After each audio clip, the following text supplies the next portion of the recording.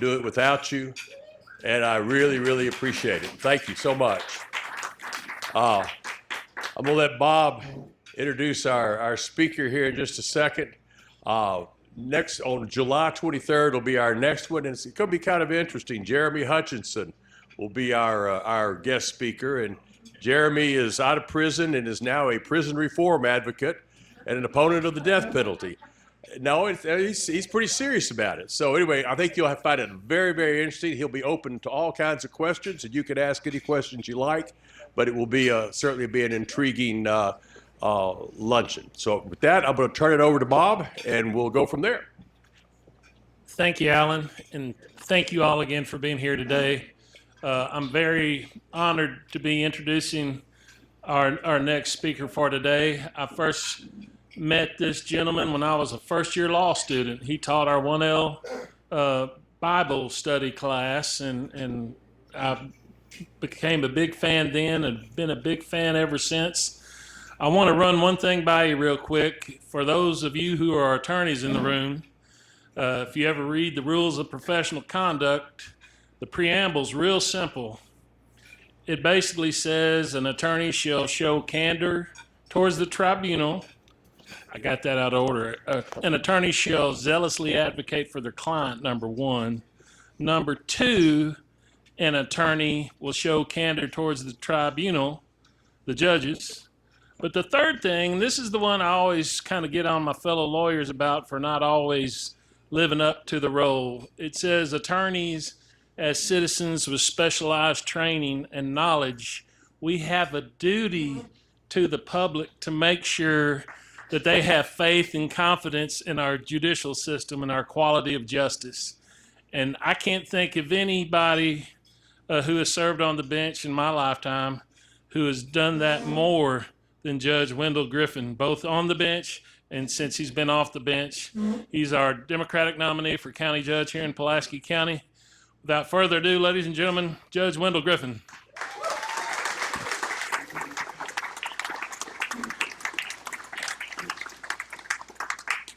Judge, you want it in the holder, or do you want to hold on to it? What do you want to do? Thank you very much, Bob. Thank you. Thank you, Bob. I want to thank you, Bob. I want to thank Alan. I want to thank the Arkansas Times. And folks, I want to thank each of you for your support for the Arkansas Times and your presence here today.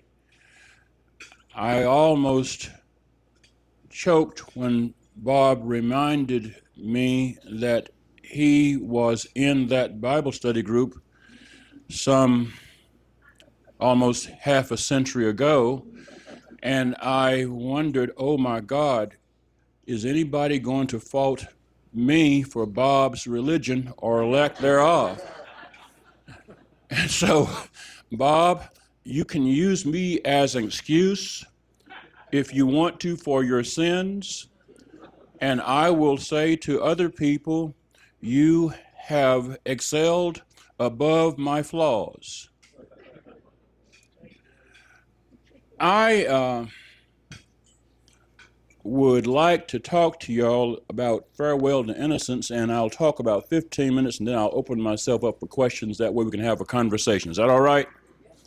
The truth of the matter is, although I'm a lawyer and a preacher, I do not intend to preach, and this is not a trial, but I do like the notion of conversation, and I happen to believe that we have precious little of civil discourse anymore, and one thing that I like about these lunch gatherings is that we have a chance to have honest discourse about serious matters and can do it in a civil kind of way without either treating each other as enemies or believing that we have an obligation to pretend we don't disagree. And so I'd like to do that. And if you're wondering where I got the title of this talk, Farewell to Innocence, Bob asked me what I was going to talk about. And I picked the title up, but I want to give credit to two sources. Rollo May was an existential psychologist who wrote a book in 1972 titled Power and Violence. Power and Violence. And the last chapter of his book is titled Farewell to Innocence.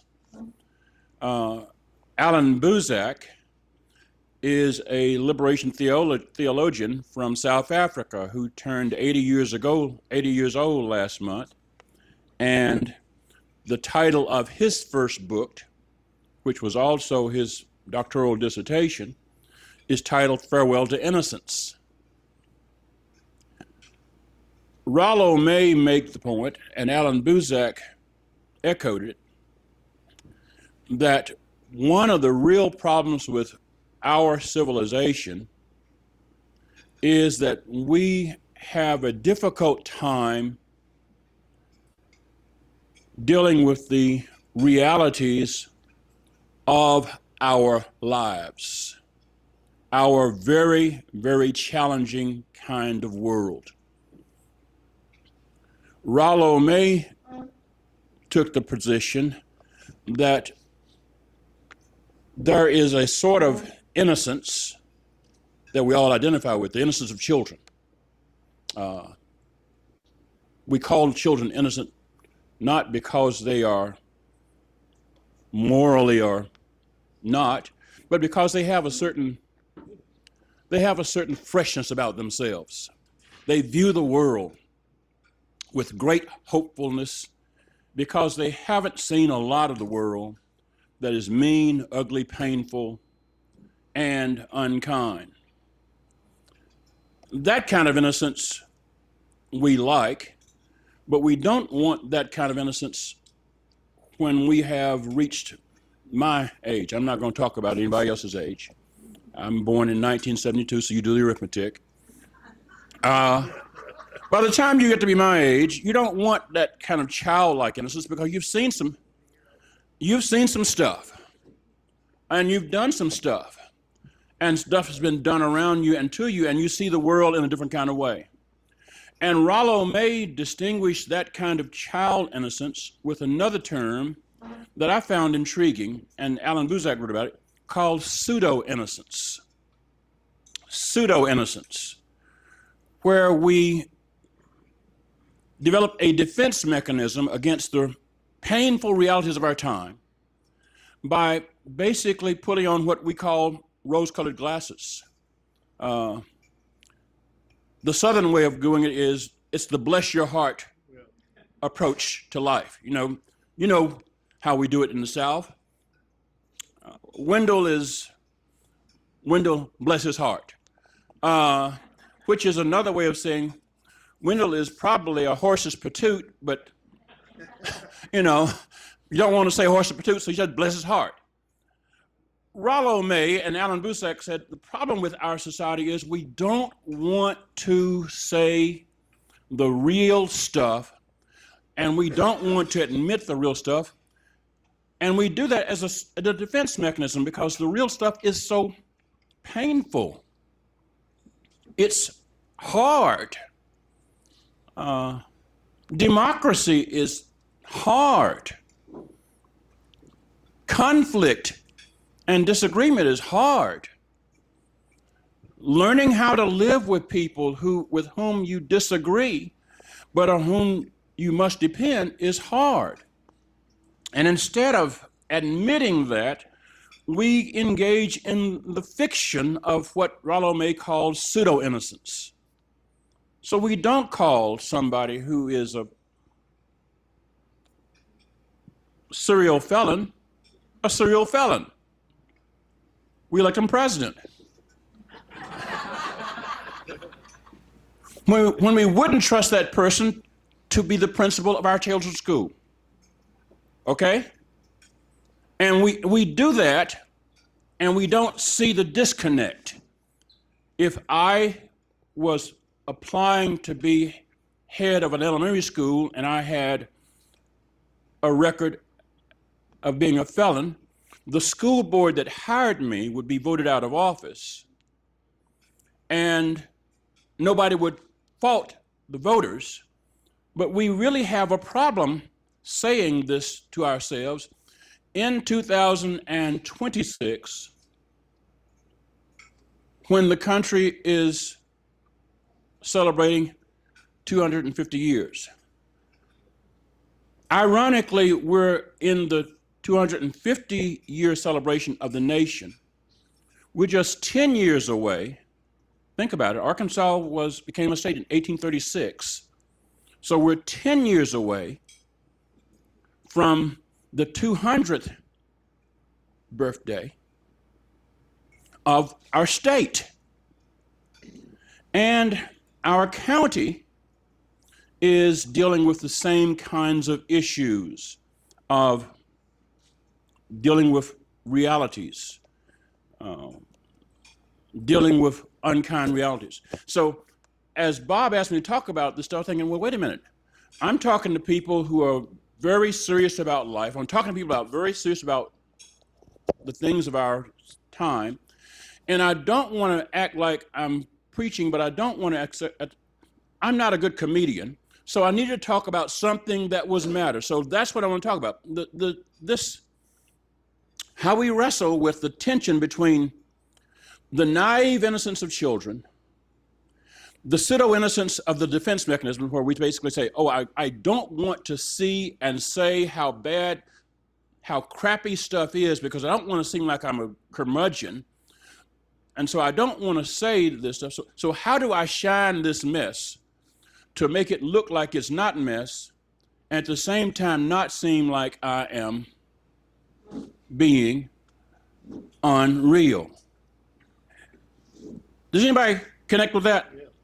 Okay, I mean, is that okay when you talk about 5 minutes and then we'll stop? This was the setup. And I asked myself, what was it about our society that made us think we had an obligation to not tell the truth to each other? To basically not admit what we know is bad. If I go to a doctor and I get a bad diagnosis, I want my doctor to tell me. It may not be what I want to hear. I may have to change the way I live for the rest of my life.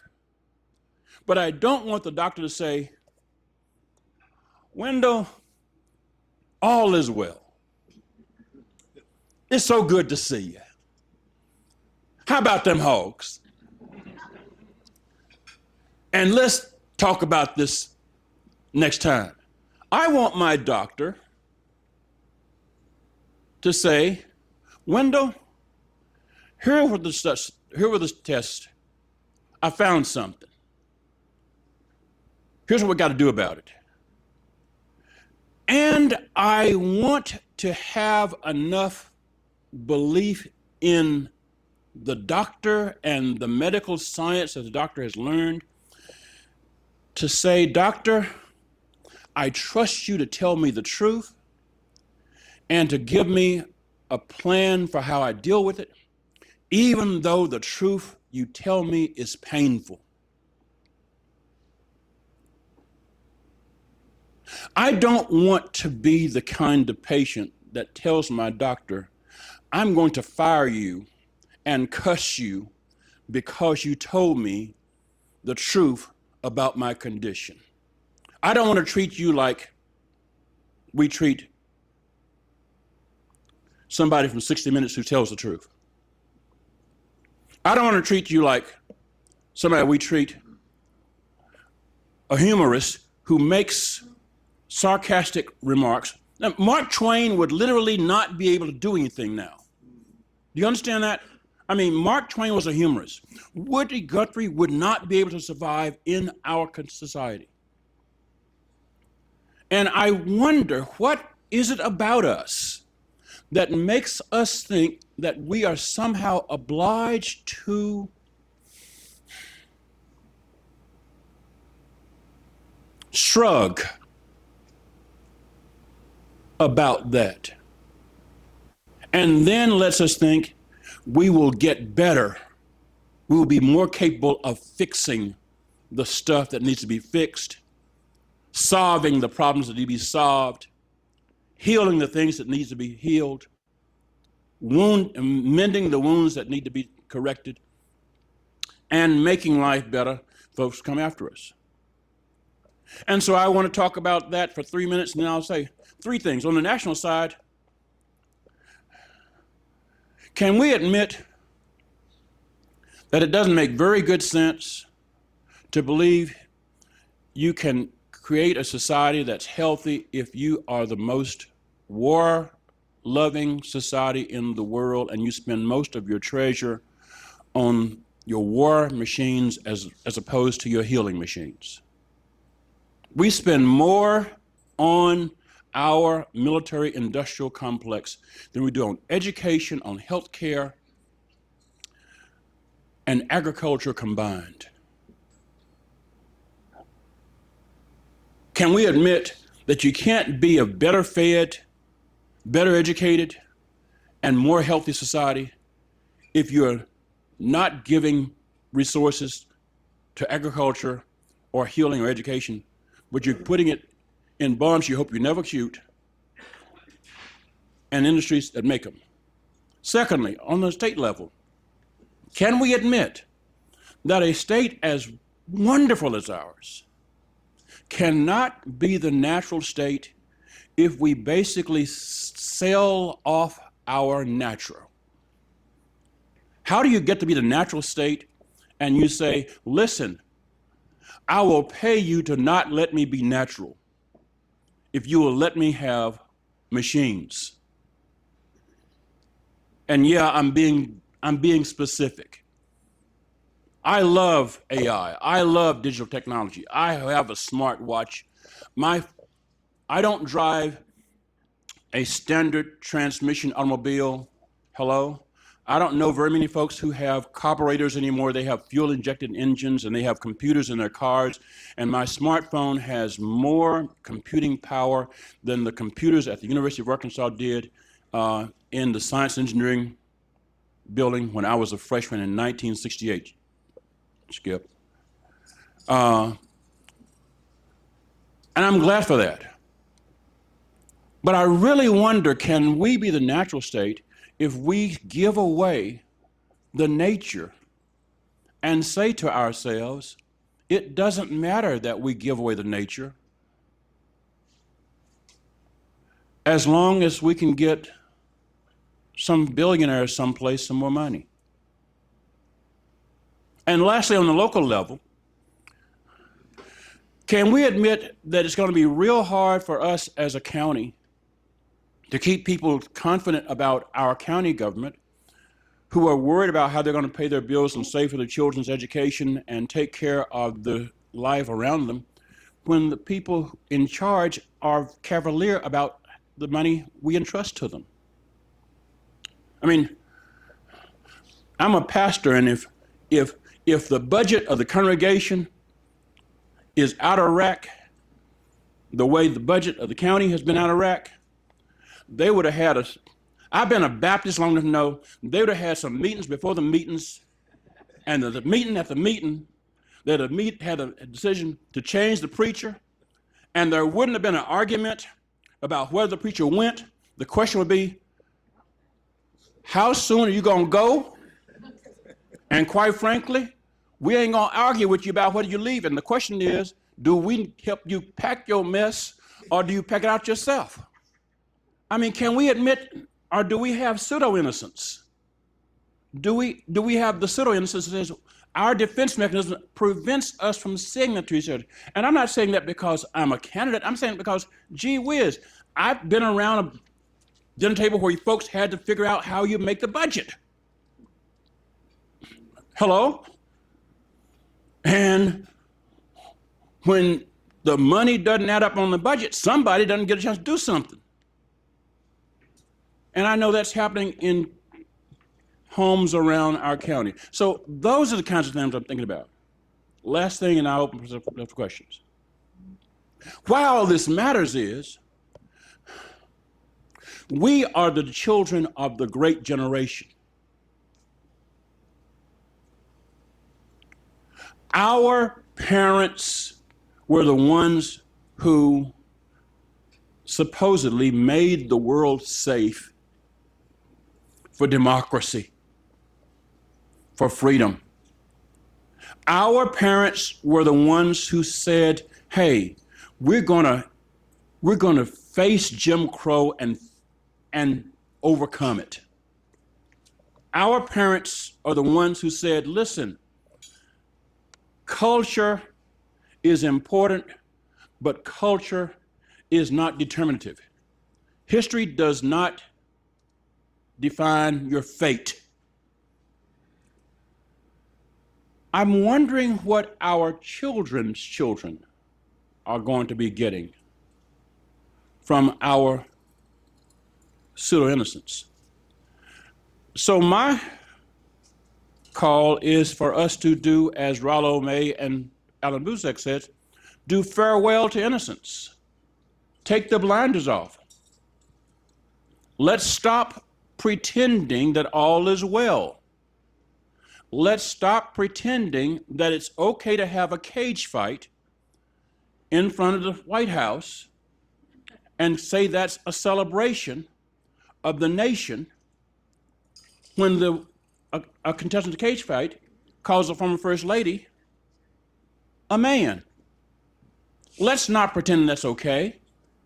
Let's say that's wrong, not because we're Democrats or Republicans or left or right or black or white, but because we've got enough sense to say we don't have to have the blinders on anymore.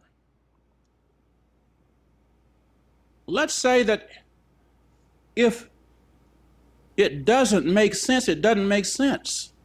And it doesn't matter who says it. If Griffen says it and it doesn't make sense, then Griffen is talking nonsense, no matter how well you like Griffen.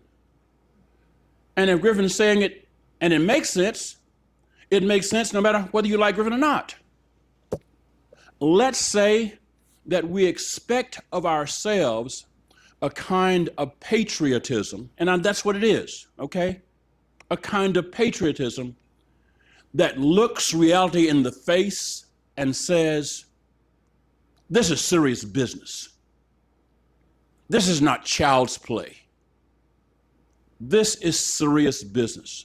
We have the power to shape the world and the future, and we're not going to squander that power by pretending that we're playing charades. Farewell to innocence. Doesn't require fatalism. Doesn't require cynicism. It requires a healthy sense of realism, pragmatism. Broken eggs are broken eggs, but that's how you get to be omelets. But broken eggs that are rotten don't make omelets. They make you sick. And so you don't pretend that the egg is going to be an omelet that's rotten by forgetting that it's rotten. You realize it's rotten. You throw it out. And you say, next time you want an omelet, go to the hen house, get a fresh egg. That's what I'm going to think about. Does that make sense? Okay, I mean, now, I know it's not highbrow stuff. Now, can I open myself up for questions or comments? Is that okay, Bob? Yes, sir. Did I go longer than 15 minutes? You can do it however you want to, Jim. Well, I've been a preacher long enough to know that people will leave you. Beth, preachers don't understand. Folks will leave you before the sermon is over. They will look like they're still there, but they, like Elvis, have left the building. And you're still trying to find your way to a close. Okay, Alan, I'm stopping. Folks, questions? In the back. I think that, yeah, this is working. Thank you. You've been involved in the data center issue, I think, and there's been some meetings, local meetings. I think Google is the one that wants to build one in Little Rock. And I've heard the pros and cons. Briefly, the cons are the water and electricity usage. The pros are temporary and some temporary and permanent jobs, and some payment of local and county taxes that the data centers are going to pay. These are AI data centers, but I haven't heard anybody bring up one issue that I think is the most important. These data centers are going to be feeding the beast called AI. And the beast is going to come and get us if we don't put any regulations or guardrails on it. I don't hear one person locally, nationally, and certainly not the moron that's president, say anything about the catastrophic potential of AI. Chris Jones talked about it in 5 years, maybe losing 30% of our jobs. So I'm wondering what you think about. I haven't. If somebody's brought that issue up, I've read about the meetings. I haven't heard it. So I'm wondering what your opinion on that is. I do like parts of AI, but overall, I think it's going to be a catastrophe. Thank you for the question. Did everyone hear the question?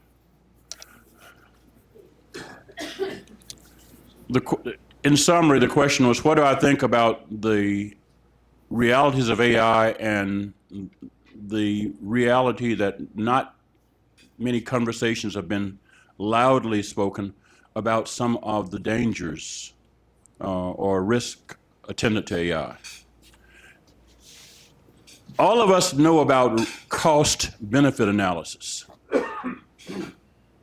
Basically, you decide what something is worth based upon a calculus of whether or not the benefits associated with it outweigh the costs that are associated with it, which is another way of saying,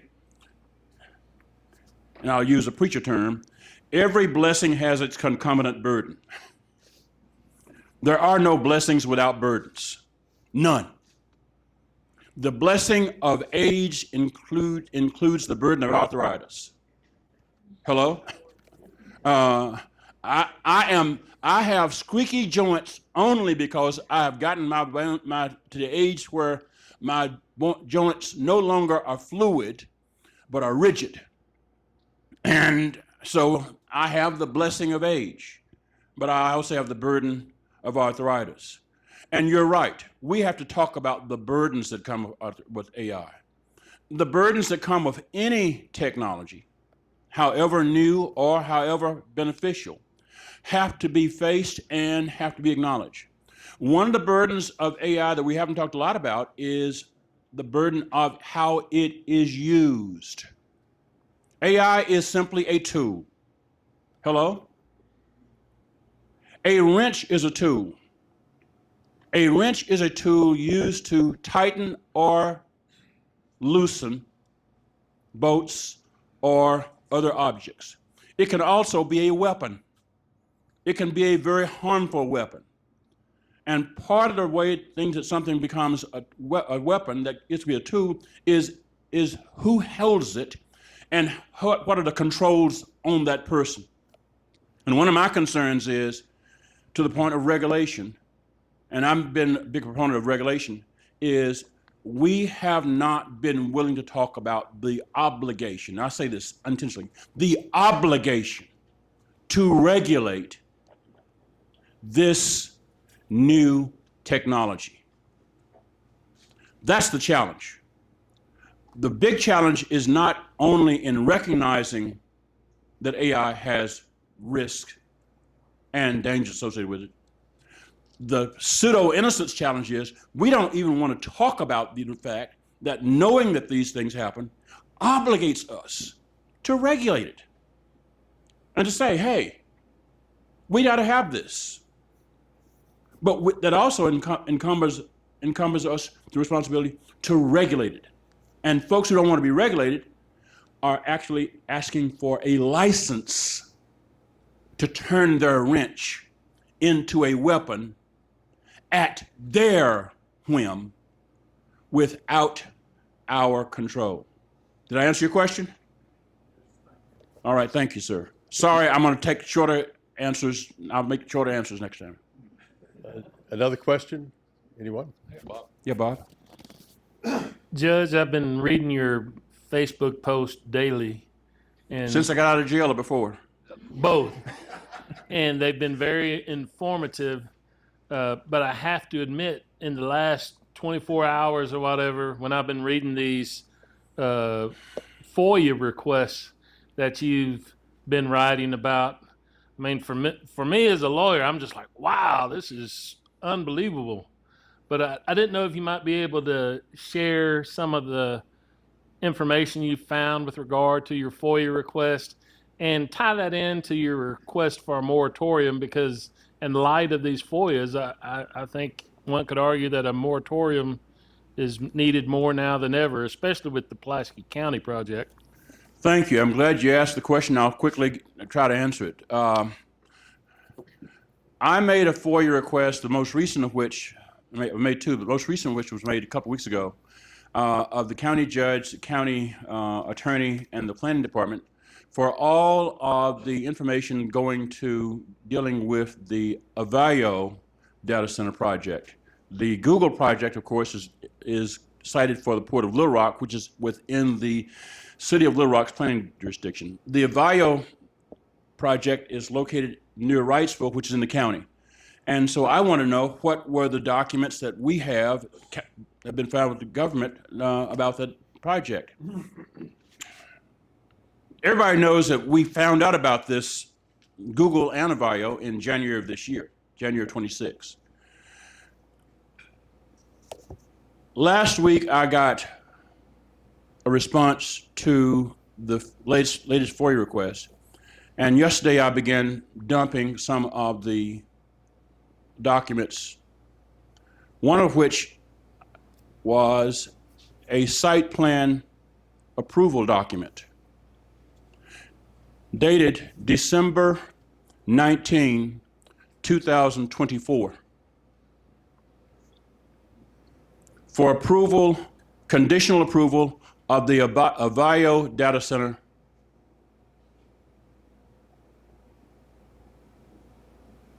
almost 2 years ago. The approval date was December 13, 2024. And it was conditionally approved now, but it said, well, you've still got to get permits from the federal government concerning clean water, because the Avayo project is going to require crossing 3 streams within the jurisdiction of the United States. Now, when I was in college, and I was not a passing grade, if you have not gotten all of the permits, you don't have a right to an approval, you get an I. Hello? You can drop the course and reapply. You can stay in the course and finish your work.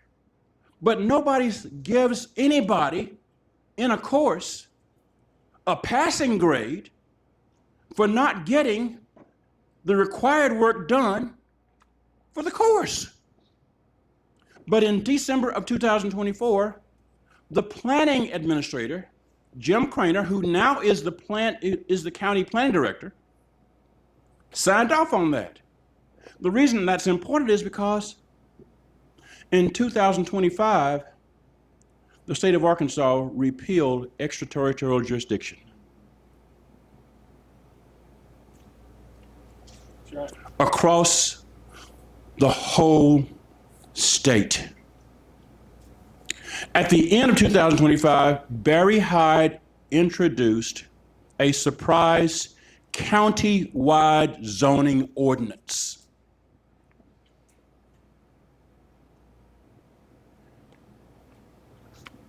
Page 14 of that county-wide zoning ordinance, at the bottom of the page, has a provision permitting data centers as a permitted use for a zone. called industrial mining. Now, why this important is, the Avio data center is projected to locate on Pratt Road, 145th Street. Drive past it, between I-530 and 365, outside Wrightsville. The Avio project is a mile from Daisy Bates Elementary School. The Avio project has a startup generation of 150 megawatts. At total build out, it's supposed to be 1 gigawatt. A 1 gigawatt load is comparable to the load of a commercial nuclear power plant. Why does it make sense to put a facility that has the power load of a nuclear power plant in a rural area of working black folks whose ancestors bought their land and built their houses and had small businesses so they could leave some to their descendants? That's the reason why you need to have a moratorium. Because if you put something that big in a place that small, you need to have a plan for how you're going to regulate it. You also need to ask yourself, why in God's name does it make sense to go that here? I'm not saying don't have them, please. I'm simply saying, let's be honest with each other. Let's not do pseudo-innocence. Let's not pretend, oh, it's okay, it's gonna give us thousands of jobs. Okay, they're gonna give us thousands of people who build construction stuff. But let's talk about it. If you're going to build a 760-acre site, you're gonna move a lot of dirt.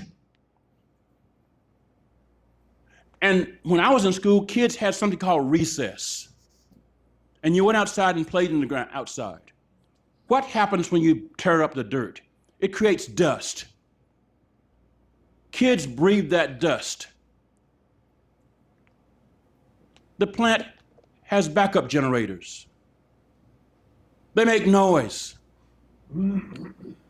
How much peace are you going to have with the backup generators for that kind of size load? I'm a country kid. I remember growing up and coming outside and listening to cicadas. What kind of sound does a generator make that powers an 150 megawatt load? So that's the kind of stuff I'm talking about. And I think I'll end it this. If people sneak into your neighborhood, buy land, and then change the use of that land to something very different from what you and your neighbors have done, they are not being neighborly, they are capturing.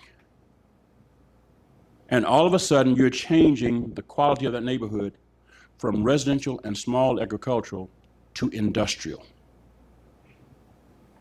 You're transferring what was a rural farming community into an industrial zone.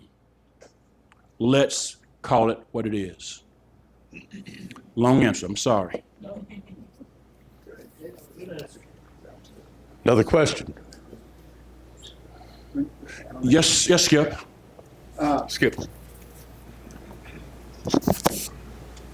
I went to one of those Google meetings. And the thing that surprised me the most, Judge, was how there were no plans, or at least there were no plans shared. There were no details. The only permit that was requested was withdrawn. So it just seems to me that Google may be trying to answer questions, and I give them credit for at least having meetings. I give them credit for that. But it seems to me there are just so many unknowns that we don't know.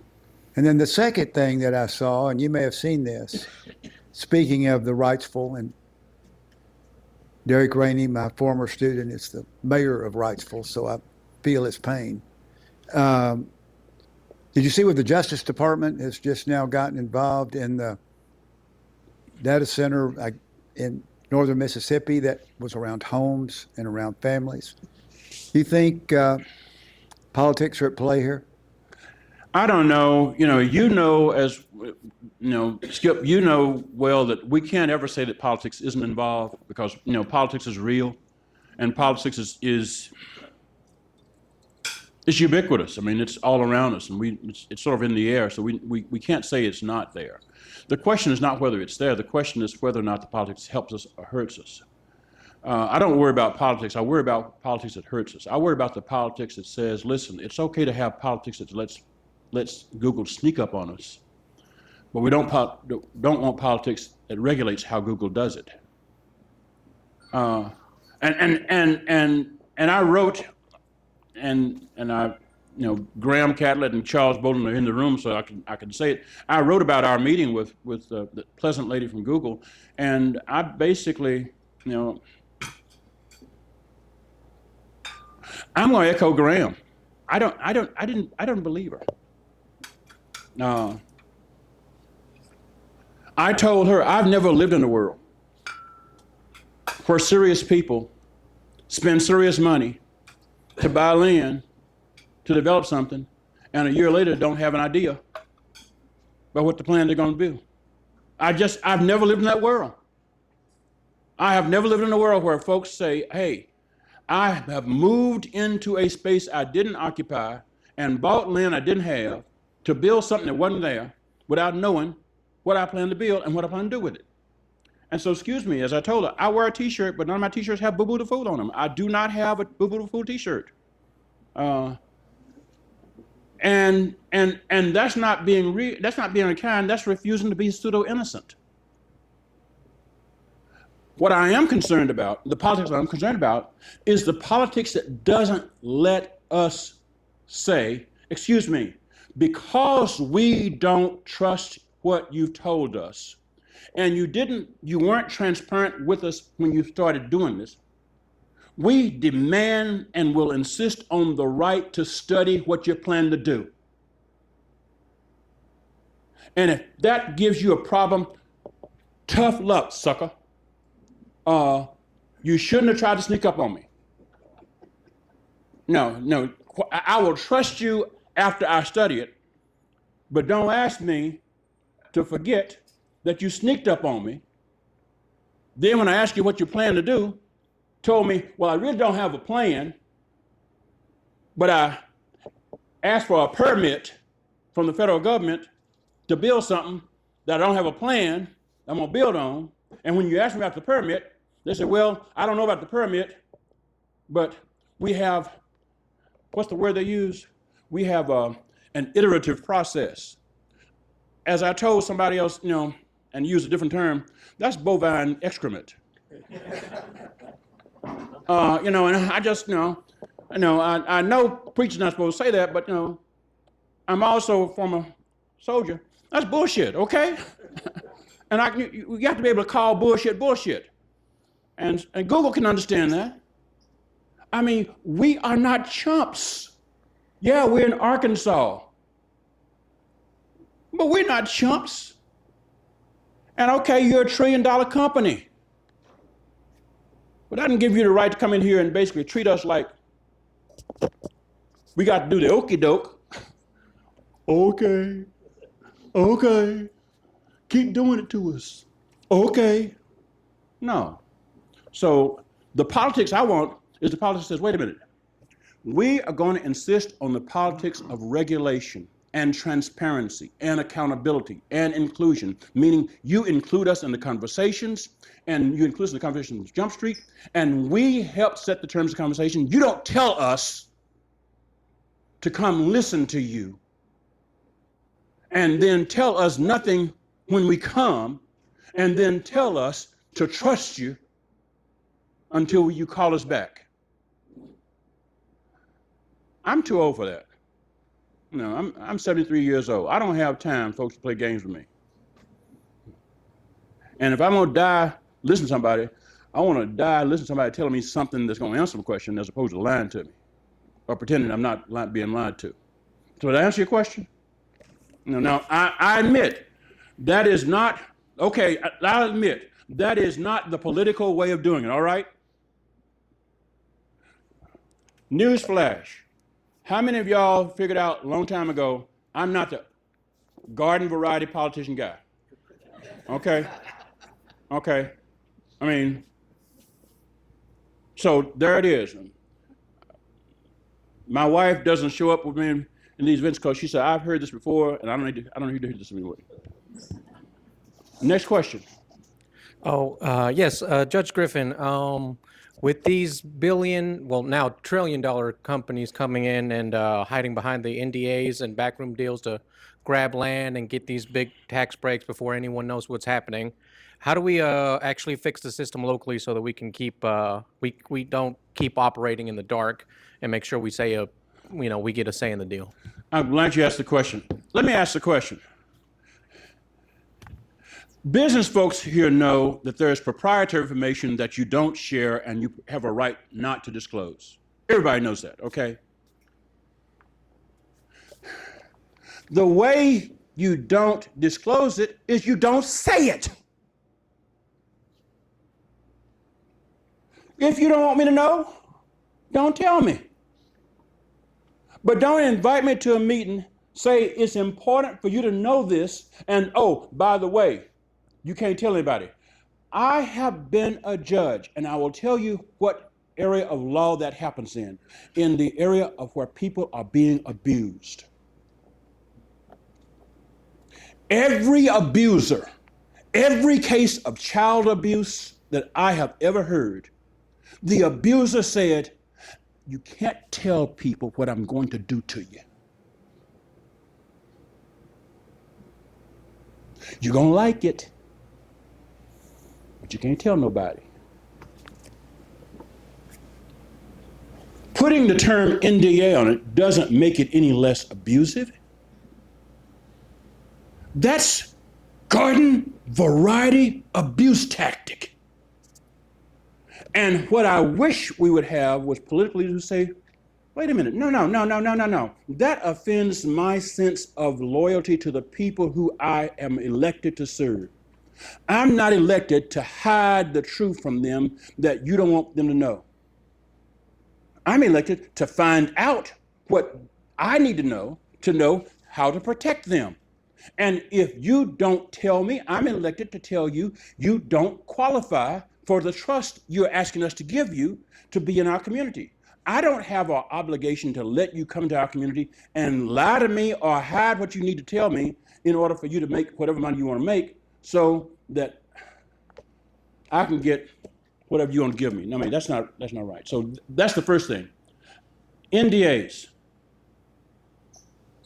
I don't know anybody who in a company where the executive could basically say to his board or her board, I signed an NDA not to tell you what's important to the company.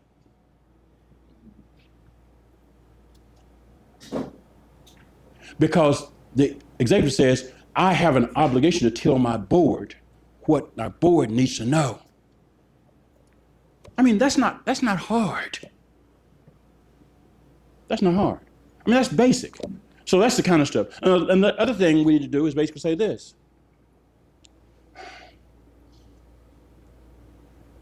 If you have signed an NDA, say so.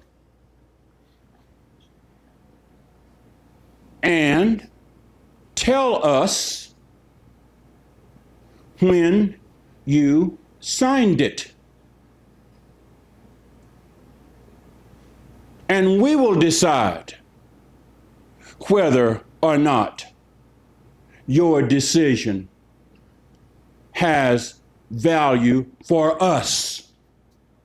You can't decide for us what somebody else decided matters to us just because they don't want us to know what they want to do to us.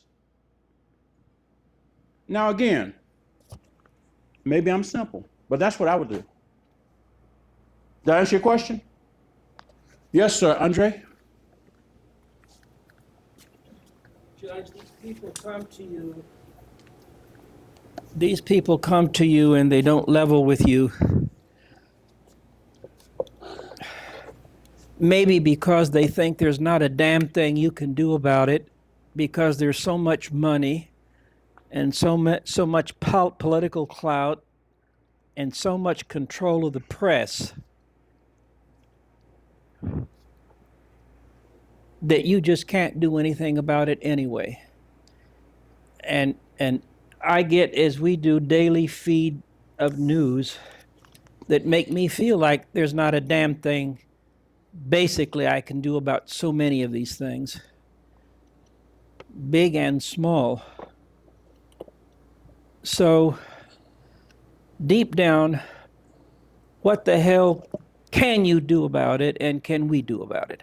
Well, I think what we're doing right now is part of what we're doing. Discourse, honest, open discourse, having conversations where we basically tell the truth to each other, to include A, I don't know and I don't like knowing, or B, I don't know and people don't want me to know and they're taking active measures to keep me from knowing, or C, what I know, I refuse to talk to you about because I have pseudo-innocence. It pains me so much that it hurts me so much.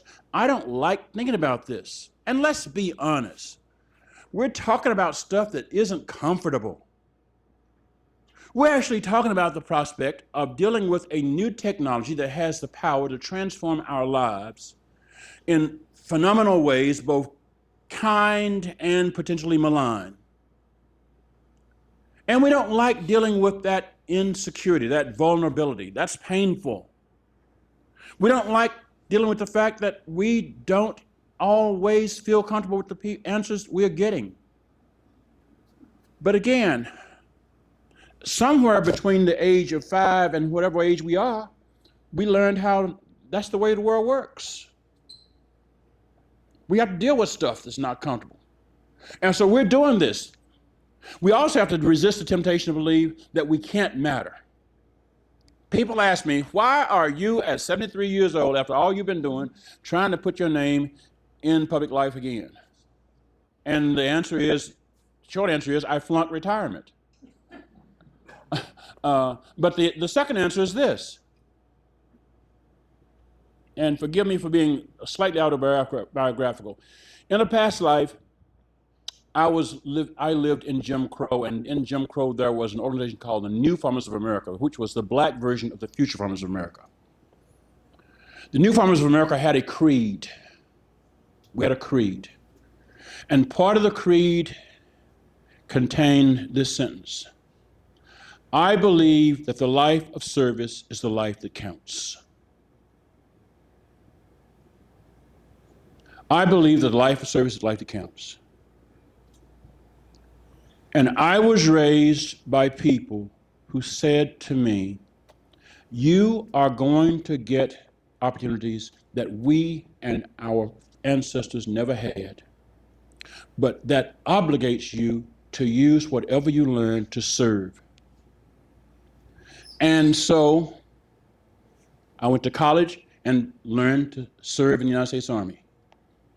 And I took an oath to protect. This is an oath to serve. What I learned at New Farmers of America and in the Army was the oath you make to serve does not have an expiration date. You have an obligation to serve until your last breath and heartbeat.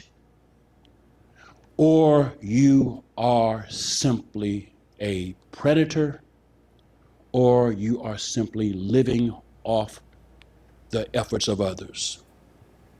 I don't want to be a person who's been blessed, and I have been blessed.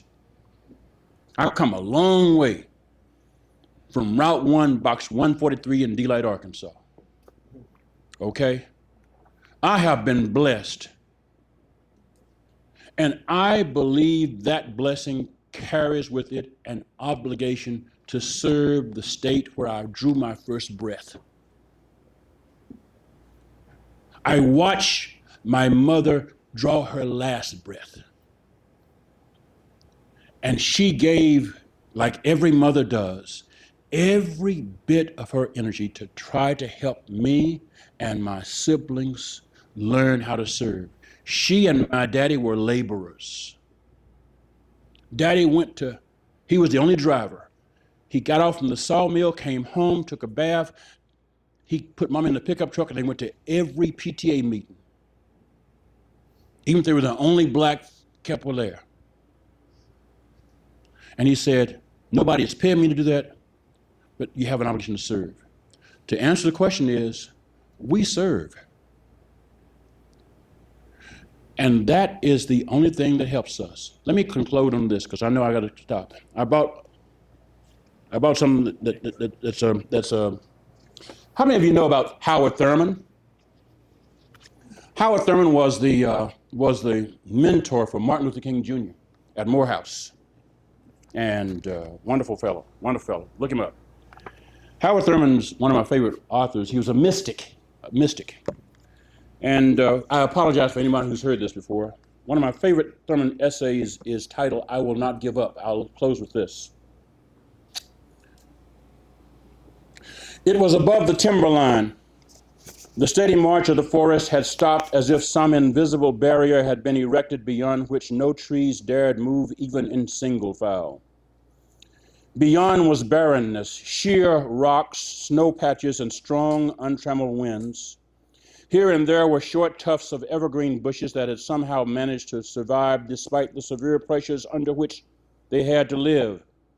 They were not lush, they lacked the kind of grace of the vegetation below the timberline, but they were alive and hardy. Upon close inspection, however, it was found that these were not ordinary shrubs. The formation of the needles was identical to that of the trees farther down. As a matter of fact, they looked like branches of the other trees. When one actually examined them, the astounding revelation was that they were branches for hugging the ground, following the pattern of their kind,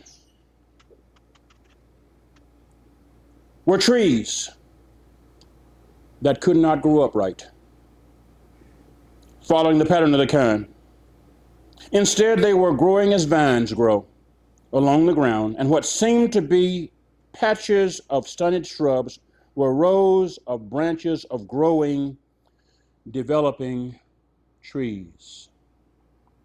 What must have been the torturous frustration and the stubborn battle that had finally resulted in this strange phenomenon? It is as if the tree had said, I am destined to reach for the skies and embrace in my arms the wind, the rain, the snow, and the sun, singing my joy song to all the heavens, but this I cannot do. I have taken root above the timberline, and yet I do not want to die. I must not die. I shall make a careful survey of my situation and work out a method, a way of life that will yield growth and development for me despite the contradictions under which I must eke out my days. In the end, I may not look like the other trees. I may not be all that I within me cries out to be. But I will not give up. I will use to the full every resource in me and about me to answer life with life. I shall affirm that this is the kind of universe that sustains it upon demand, the life that is in it. And then Thurman ended his essay with this sentence. I wonder if I dare to act even as the tree acts. I wonder. Do you?